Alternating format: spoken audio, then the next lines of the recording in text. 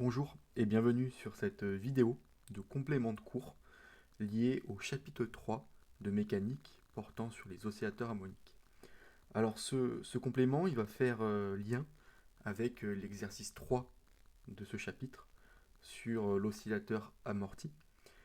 Et on va dans ce chapitre, enfin dans ce complément, pouvoir approfondir en fait la formulation canonique et quels sont les différents régimes que la formulation canonique nous permet de modéliser.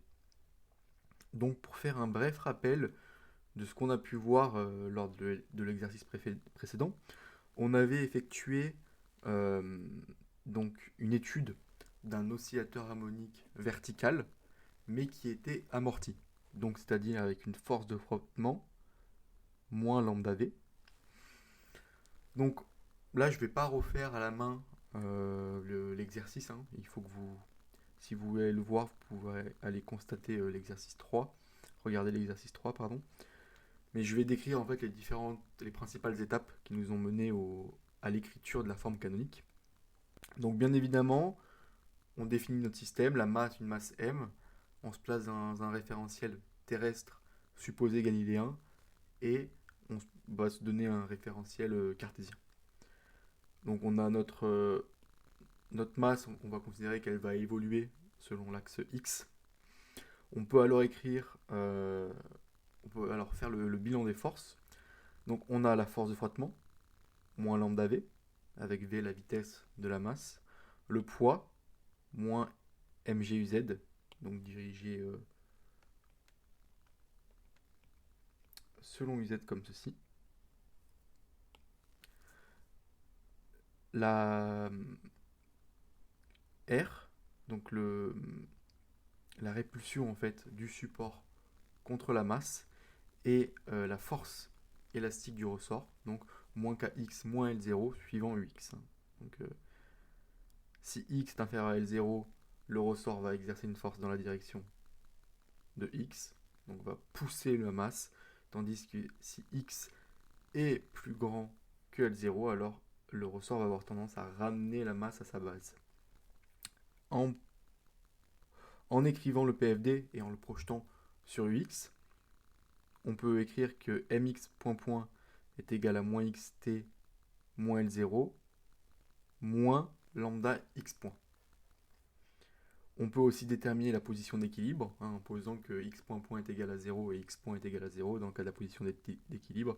Et on peut déterminer que x est égal à L0 en posant ut est égal à xt moins x donc ça correspond au déplacement autour de la position d'équilibre.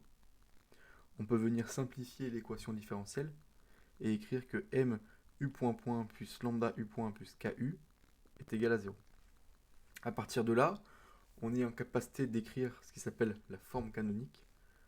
U point point plus oméga 0 sur Q, U point, plus oméga 0 carré U égale à 0. Avec lambda 0 est égal à racine carrée de K sur M, et Q qui est égal à racine carrée de Km, le tout divisé par lambda.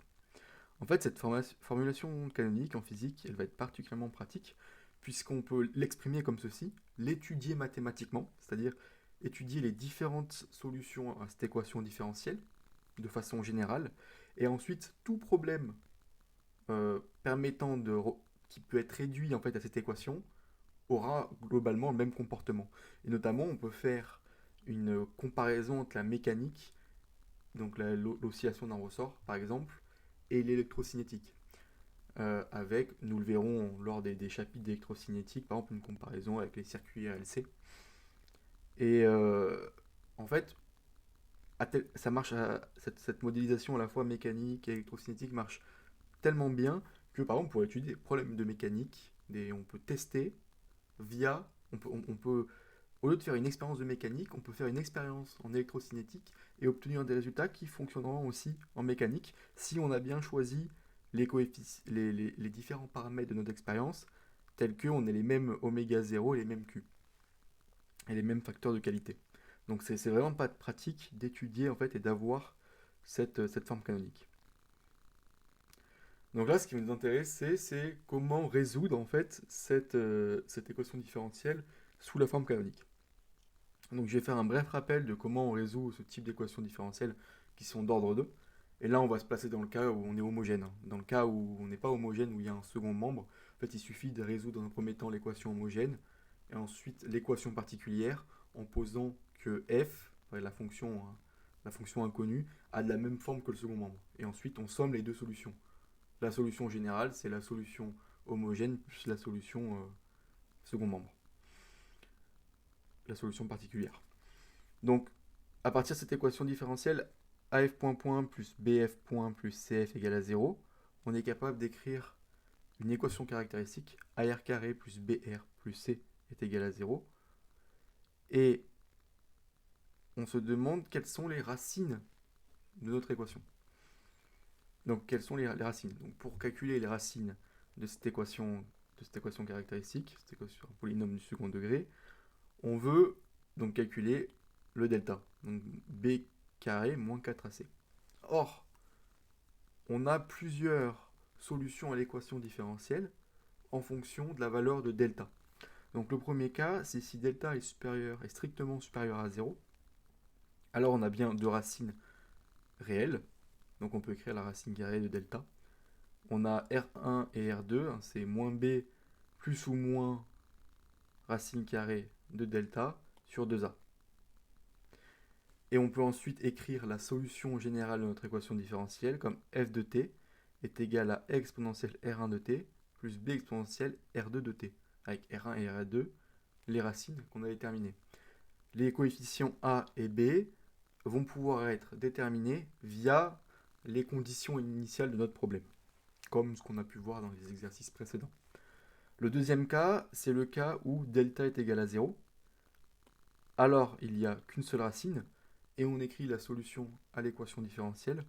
F de t est égal à AT plus B, le tout facteur de exponentielle RT, avec RT l'unique racine, moins B sur 2A. Le cas qui nous intéresse bien souvent, c'est le cas où delta est inférieur à 0. Donc dans ce cas-là, il n'y a pas de racine négative réelle, ça n'existe pas. Là, la racine d'un nombre négatif dans le domaine des réels. Et donc on doit exprimer nos racines sous une forme complexe. Donc R1 ou R2 est égal à alpha plus ou moins I bêta, pardon. Où alpha c'est moins B sur 2A et bêta c'est racine carrée de moins delta sur 2A avec donc la racine carrée de moins delta, on aura donc I bêta quelque chose de négatif. En déterminant alpha et bêta, on peut ensuite donc déterminer la solution générale à notre équation différentielle, telle que f de t est égal à exponentielle de alpha t, le tout facteur de a cos bêta t plus b sin bêta t. Et là, pareil, on va déterminer a et b en fonction des conditions initiales de notre problème. Très bien. Là, on va donc essayer de donner un sens physique aux différentes solutions. Donc, on retrouve notre équation différentielle, hein, ici. On écrit la solution, l'équation caractéristique de cette équation différentielle, donc comme ceci. On peut calculer notre discriminant, donc moins b carré moins 4ac. Et donc dans notre cas là, comme b est égal à oméga 0 sur q, b carré c'est oméga 0 carré divisé par q carré, moins 4ac, donc moins 4 oméga 0 carré. On peut factoriser par oméga carré, et donc déterminer le delta. Et là, en fait, on se rend compte, donc, comme on a vu sur la slide précédente, que on a trois cas différents en fonction de la valeur de delta. Mais en fait, cette valeur de delta, elle se ramène à la valeur de q. Donc, en fonction de la valeur de q, delta sera soit strictement positif, égal à 0, ou strictement négatif. Donc là, on va s'intéresser à la valeur où delta est négatif. C'est-à-dire que pour que delta soit strictement négatif, il faut que q soit strictement supérieur à 1,5. Lorsqu'on est dans ce cas-là, on est dans ce qu'on appelle le régime pseudo-périodique, où, comme on a vu, on peut écrire les deux racines, comme ici. Donc en utilisant les données de notre problème, on peut revenir à ces racines ici.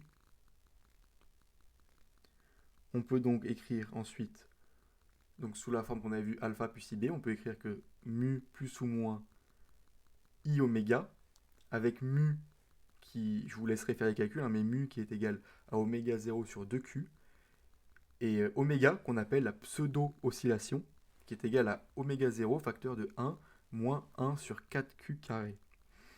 Et donc à partir de là, on peut écrire que notre solution U de t, c'est A sin oméga t plus B cos oméga t exponentielle de moins mu t.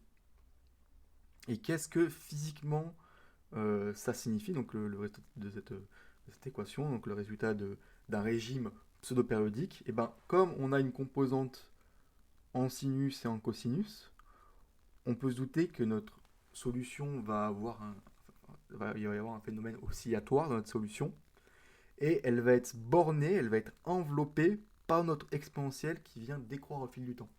Et donc là, imaginons dans notre ressort, hein, vous mettez votre ressort dans l'eau, dans un fluide dans de l'eau par exemple, et donc un fluide qui est peu visqueux, avec des forces de frottement plutôt faibles, et bien notre ressort il va faire plusieurs oscillations, donc il va osciller, et il va osciller de façon avec une amplitude de plus en plus faible. Donc on retrouve bien le phénomène oscillatoire avec les cosinus-sinus, et l'amplitude de l'oscillation qui diminue et qui est drivée en fait par l'exponentielle.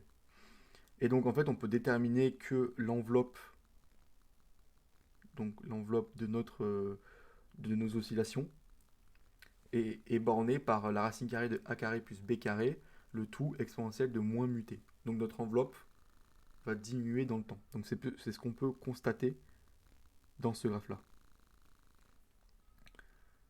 Et on va pouvoir voir notamment dans l'exercice précédent, donc l'exercice 4, sur le décrément logarithmique, que la période d'oscillation, elle va être en fait indépendante elle va être indépendante du temps. Malgré tout, notre masse, notre oscillateur harmonique va continuer à osciller avec la même période. Donc maintenant, on peut s'intéresser au régime apériodique. Donc le régime apériodique, c'est le cas. Donc c'est le cas où Q va être inférieur à 1,5. Strictement inférieur à 1,5. Et donc que le discriminant va être strictement supérieur à 0. Donc on peut le voir avec cette formule qui est ici. Là, j'aimerais bien vous rappeler qu'est-ce que Q, là, donc la facteur de qualité, c'est la racine carrée de Km, donc K avec la raideur du ressort et M la masse, divisé par lambda. C'est-à-dire que plus le lambda est grand, plus le fluide dans lequel baigne notre oscillateur harmonique est visqueux, plus les frottements vont être importants. Et donc, plus Q va être faible. Donc, c'est-à-dire que plus le facteur de qualité est faible, ça signifie que plus les frottements sont grands. Et donc, on peut s'attendre que plus les frottements sont grands, moins il va y avoir d'oscillation, ou potentiellement, il ne va pas y avoir d'oscillation du tout. Donc, on peut écrire, donc c'est ce qu'on appelle le régime apériodique. On peut écrire les deux racines de notre équation caractéristique, et la solution générale de notre problème, donc U de t est égal à A exponentielle de R1 de t plus B exponentielle R2 de t, avec les racines qu'on a calculées juste au-dessus. Et là, qu'est-ce que ça veut dire physiquement, qu'est-ce que ça veut dire le régime apériodique? Donc on avait vu que plus le lambda était grand, plus le fluide dans lequel baigne notre oscillateur harmonique est visqueux, plus Q va être faible. C'est-à-dire en fait que donc notre masse, elle va venir osciller. Donc au début, imaginons qu'on la pousse suffisamment proche du mur pour qu'ensuite le ressort la pousse. Et donc elle va pousser, elle va atteindre un maximal, elle va tenter de revenir, mais quand elle aura atteint son maximal du côté droit, elle va être ramenée du côté gauche, elle va prendre vraiment tout son temps pour être ramenée. Elle va prendre vraiment tout son temps pour être ramenée, et mathématiquement, en fait, elle pourrait prendre quasiment un temps infiniment long pour revenir à sa position d'équilibre. Et plus le lambda est grand, donc plus le facteur de qualité est faible, plus le temps qu'elle revienne à sa position d'équilibre, plus le frottement va être fort, plus la force venant du ressort va avoir du mal à la ramener vers sa position d'équilibre. Et là, en fait, on peut se demander, oui, mais du coup, quelle est la meilleure façon quelle est la valeur ou la valeur de Q qui nous permet de revenir le plus rapide, de ne pas avoir quelque chose d'oscillant, mais de revenir rapidement à notre valeur d'équilibre. Et bien en fait, ça, c'est ce qu'on appelle le régime critique. Et le régime critique, c'est le cas particulier où notre delta, il est égal à 0. Donc, ça veut dire que, donc là je me suis trompé, c'est-à-dire que Q, le facteur de qualité, est exactement égal à 1,5. Donc dans ce cas-là, on a une racine double avec, je vous laisserai faire les calculs, mais avec R est égal à moins oméga 0.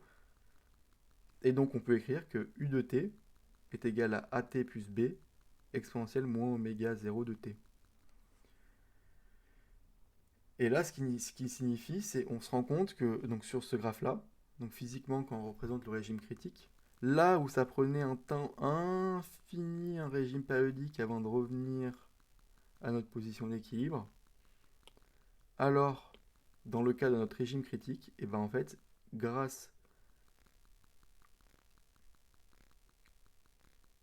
on va revenir en fait beaucoup plus vite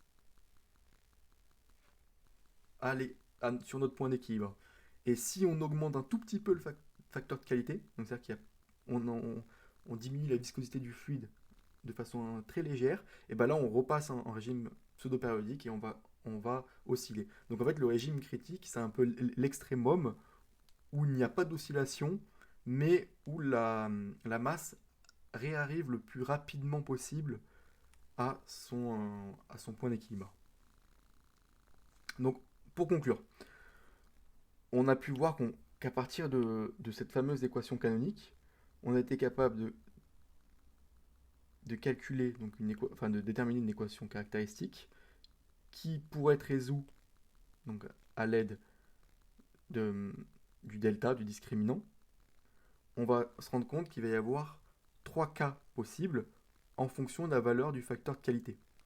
Et c'est le facteur de qualité qui réellement détermine l'allure du signal. Donc dans le cas périodique, c'est le cas qu'on a dans le cas où Q est inférieur à 0,5. Donc notre masse va prendre un temps infiniment long là, pour revenir à cette position d'équilibre. On considère que Qt en fait c'est la valeur absolue de Ut. Pardon, excusez-moi, ne retenez pas ce que j'ai dit. Donc voilà, on voit bien qu'il prend un temps infiniment long. Là, on peut voir que ça va continuer pour que notre masse revienne à son niveau d'équilibre. Pour le régime critique, on se rend compte que ça va beaucoup plus rapidement. Hop, là on voit qu'elle rentre. Alors très rapidement, en fait, elle revient à son point d'équilibre. Et c'est en fait c'est le point extrémum qui nous permet de maximiser la vitesse pour revenir à son point d'équilibre. Parce que dans le cas d'un régime pseudo-périodique, dès qu'on augmente un peu le facteur de qualité Q, donc quand il est supérieur à 0,5, alors on commence à avoir des oscillations qui se forment petit à petit, et donc il revient plus à sa position d'équilibre. Donc je vous remercie de m'avoir suivi. Donc ce complément de cours, il va directement faire lien avec l'exercice suivant, qui va être un exercice sur le décrément logarithmique. À bientôt.